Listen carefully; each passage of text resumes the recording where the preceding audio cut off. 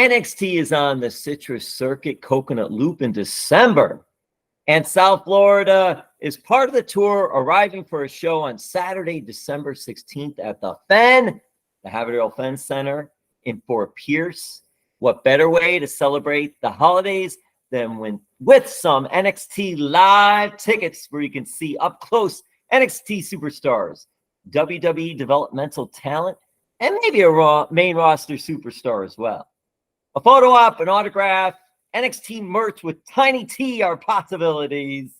It's just a fun time for everybody. And let me tell you something. Somebody who made the finals of the NXT Breakout tournaments, someone to keep an eye on, and she's from South Florida. So maybe we'll get to see her on December 16th. You never know. Never say never. Kelani Jordan, thank you so much. Yes, thank you so much for having me. All right, Kelani, so what is it like? Because when y'all are in Fort Pierce, not too far from Boynton Beach, Florida, what is it like for you when the show comes there? Oh, Fort Pierce is actually, I'm biased, it's my favorite location. Not only is it close to home, but I just feel like the fans there just always give me a warm welcoming. Like when they say, Kelani Jordan from Boynton Beach, it's almost like we just feel like a sense of community. But also, it's one of our biggest live events. With like last time, we had over 600 people there. It's an amazing show, and everybody has such a good time. And again, it's up close and personal, so it's really cool. Do you have a lot of family and friends that when they know you're in Fort Pierce or even Orlando or anywhere in Florida, but primarily Fort Pierce at the Fen, do you get a lot of requests? Hey, can you get me a ticket to keep giving in? Yes, I do. And actually, whenever I go to Fort Pierce, my family always comes, my brothers, my mom and dad, because it's only an hour away from home. So I always get a lot of family coming. Even some friends pop in here and there.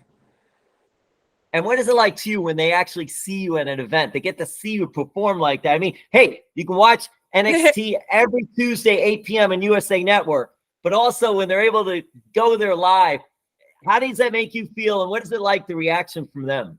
Oh, yes. Well, I love it when my family comes because it's just like a more support. But also, my parents love it. But I know there's times where they're definitely scared.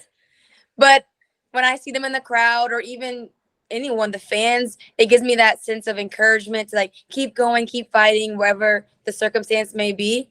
But I have to say, my mom, yeah, she's most of the time scared. I'll say this too. It's so funny because whether you're a fan favorite they're cheering for or whether they're booing for you, I'm curious, how do you think that dynamic's going to work? Will family know whether or not to cheer or boo, or are they going to cheer no matter what? Oh, Because if you're not a fan favorite, they should be booing. Come on. Yeah. I feel like my family would still cheer for me even if I was a heel or not a fan favorite. Because if they didn't, I would be like, really? You're not going to cheer for me? Hey, what was it like for you growing up in South Florida? Oh, I absolutely loved it. So I moved to South Florida after 8th grade from Georgia because I was doing gymnastics and there was just way more opportunities for my family there for me to have a better gymnastics program and get a scholarship one day, which thankfully that worked. So growing up, I loved it. It was a big change for me, but once I got used to living in the sunny land of Florida, I loved it and I didn't miss Georgia at all. So did you make your way down to the beach? You went over there. You're near West Palm Beach. We're going Fort Lauderdale Beach. What beach are we going? Yes. So I go right to Boynton Beach, but I'm close to Del Rey. I'm close to West Palm. I'm kind of like right in the middle. Yeah, right in the middle. And also, I'm curious about the gymnastics. So I didn't know that about your Georgia background. So you got started in gymnastics. We always know gymnastics at a young age. I'm guessing 4 or 5 years old, or maybe a little older. And then how far did you get with it? Yes, I started when I was 5, and I did it competitively my whole life. I was able to get a scholarship to Michigan State. I started there in 2017, and my seasons were 2018 through 22 because I took my 5th year because we had a COVID year. So I went all the way through college, and then that's when I started in NXT right after. Having that gymnastics background, because there are athletes in WWE all the way developmental, all the way up to main roster. What was it like for you to have the gymnastics background? How did it help you, if it did? Oh, yes. Gymnastics helped me tremendously. Not only has it helped me in the ring with like body control, air awareness, also just focusing on the small details that you need being in the ring. But it's also helped me being mentally strong because wrestling is, well, it takes a lot of mental toughness just as well as gymnastics in different ways, because in gymnastics, it's just me out there.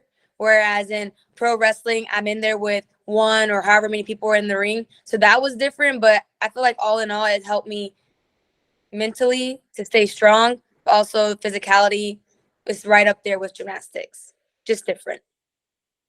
So you competed at Michigan State. Go Spartans, by the way. And Yeah. I'm just curious. I'm curious for you. Were the Olympics, was that the aspirations when you were younger? And is that was something you wanted to try?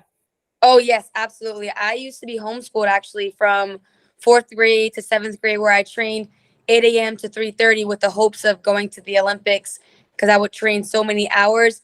But unfortunately, well, not unfortunately, at the time I thought it was unfortunate. But now looking back, I don't know if I would be in the WWE if I went to the Olympics. So I'm thankful how everything worked out for me going the collegiate route.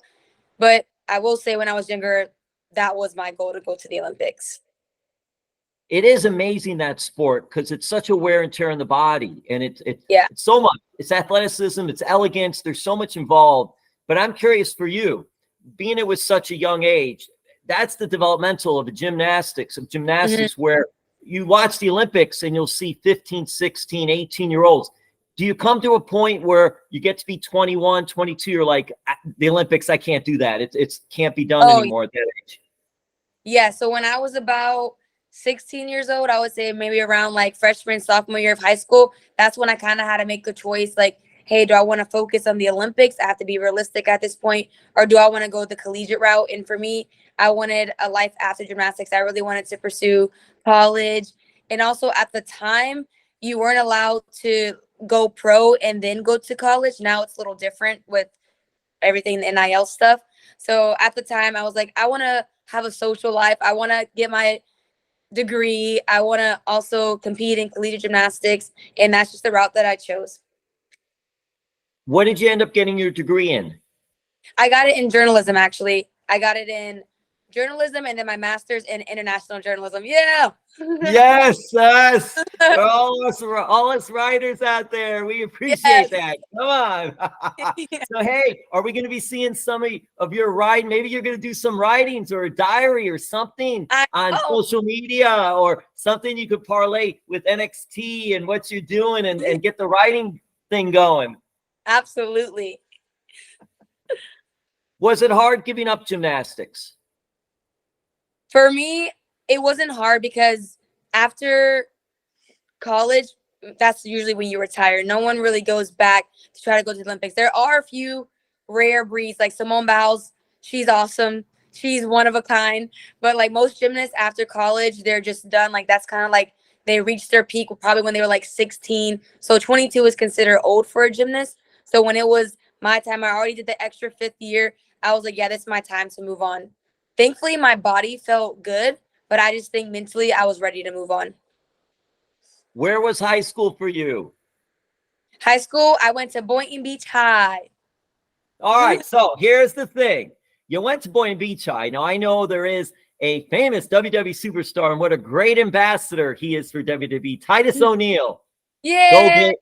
Go Gators. I'll say it, a Miami guy, but go Gators. All right, that's just for Titus. I wouldn't say it any other way. Hey, did you get to meet Titus? I know he didn't go to that high school, but he's from the Boynton Beach area. And what was it like when at least you have some familiarity, connection? Yes, I actually got to meet Titus at my Nashville tryout in 22. And I remember going up to him. I'm like, oh my gosh, we're from the same city. And then he told me he went to Santa Lucia's. And then now that I was able to get a contract and join NXT, I see him more often, or even through social media. And yeah, I just feel like it's like a big brother from the same city. What was it like for you getting that tryout, and just how did you get your WWE start? Yeah, so WWE, they were doing the recruiting collegiate athletes. So I got a message on Instagram saying, hey, we're inviting athletes to come to a tryout in Nashville. This was the SummerSlam tryout in 2022. And I remember seeing the message. I was kind of finishing season. I'm like, okay, I'm going to focus on season. But then I went back to the message and I'm like, I don't know, is this real? Like, I don't know, people be scamming these days. But then I told my mom and I'm like, they have a blue check. And she's like, Leah, or sorry, Kelani at the time, Leah, you have to go for it. And I was like, you're right. And so then I went for it. And I'm so happy that I did. I didn't have any expectations, but it was a lot of fun. And I just grew a passion for it. And I'm thankful that Triple H himself was able to offer me. And I was able to come Leah to Kelani. How did that come about for you even choosing the name? Because I guess they want you to choose your names and all. And see, for me, I'm old. So I'm thinking Jordan. I'm thinking Michael Jordan. I'm not thinking Michael B. Jordan. I'm thinking Michael Jordan. But no, I'm just curious for you. Does it have any meaning to it, the name Kelani Jordan? Yep. So I picked the name Kelani because I just wanted something unique that I felt like no one in wrestling has had, because wrestling's been around for so long. And I wanted a first name specifically that if they didn't say my last name, Kelani was like unique in itself. And then also my niece's name is Leilani. So I was like, and I thought that name was so beautiful. So then I just kind of like changed it up a little bit. And then the last name, Jordan, you got it right. I love Michael Jordan. So he's my long lost cousin. He just doesn't know it. Yeah. So are we sporting Air Jordans? What kind of sneaker wear is Kelani Jordan wearing? Yes, Jordans all day. Yes. Hey, what has it been like, first of all, WWE Performance Center and going through that with outstanding coaches and training facility? Mm-hmm. So the Performance Center is amazing. We have everything we need there. We have the in-rings training. We have lifts coaches. We have a beautiful gym. But also, I think what makes it so cool is that we're getting trained by legends like Norman Smalley, Robbie Brookside. Like, it's just so crazy. Like, our boss is Shawn Michaels. It's like so cool to have people that you looked up to or that are Hall of Famers and just legends in wrestling. Like, they're now letting their expertise and just passing it on to you. I think that's the coolest thing about the Performance Center. But also you see main roster talent flow through and they're getting training. Like, we see Randy Orton, we see Charlotte Flair, we see Bianca, and it's so cool. They don't know, like, I mean, they probably do know because they were once in our shoes. But for me, like, just stepping into it, I'm like, wow, this is so awesome. It's so cool because then sort of like your fandom comes out, but you're working there. It's professional. So you don't want your fandom to come out too much. But what a great place and to see people like that coming through. Yeah. And it's so awesome because it just kind of motivates you. Like, hey, they were once in my shoes and now look how far they came. So they also encourage us and they give us a lot of advice, which is super cool. And I bet they were in the Air Jordan shoes. I bet Kelani, that's the shoes they were in. Yes. Hey, we're going to have a few more questions. We'll wrap this up. And I was curious too. What has this journey been like so far? And you make the finals of the Breakout tournament. That's got to mean so much to you. Oh, yes. This journey has been absolutely phenomenal. It's so crazy because I started last October, so a little over a year ago. And it's so cool to see how far I've come in such a short amount of time. I never would have thought a year ago that I would be a finalist in the NXT Women's Breakout Tournament, that I'll be heading to a major PLE NXT deadline in the Iron Survivor Challenge. And my debut was 6 months ago. Well, maybe more like 7 now. But I'm just like mind blown, like, what? You never know like what you can do until you do it. And I'm so happy that they're taking that leap of faith with me and just giving me the opportunity to do so. So I will have to say my journey has been quick, but I love every step of it. Were you a pro wrestling fan, sports entertainment fan growing up? Yeah, so when I was younger, I have 4 older brothers. So I would watch pro wrestling with them all the time, Monday Night Raw and everything. But then there was a time when I was about 13, like those teenage years where I stopped. I was so focused on gymnastics, trying to get a scholarship. Like all my brain capacity went to that. So there was a time where I stopped. And then now that I got the message from the tryout, I was watching it again. I was getting familiar with the gap that I missed, learning the history of it. So, yeah. Did you have any favorites back then? Yeah, I had a lot of favorites, but I feel like now that I've studied, not that they changed, but now that I've studied the history of it, I feel like I have new favorites now. Like I love RVD. I love Bianca Belair. I love Lita and Trish when they had their feud. So I feel like it's changed, but I feel like, yeah, I think it's changed now that I'm actually in it. Now, Kelani, when you do the RVD, you got to say you got to do it like this, RVD. Yes. Yeah. Oh, man, that's so cool. And you know what? And that must be cool for your brothers. Are they asking you a lot? Hey, can we meet this one? Can we see that one? Can you get us a t-shirt?